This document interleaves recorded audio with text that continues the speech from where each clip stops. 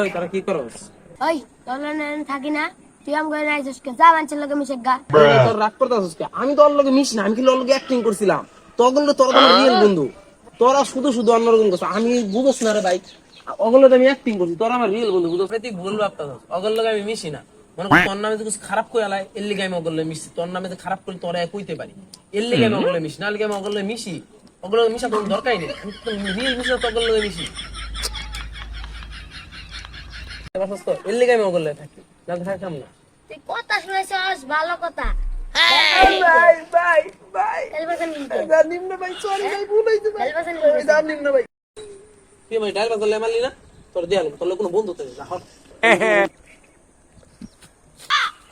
কি রে ভাই, ভালো আছো? কি খাইতেছো?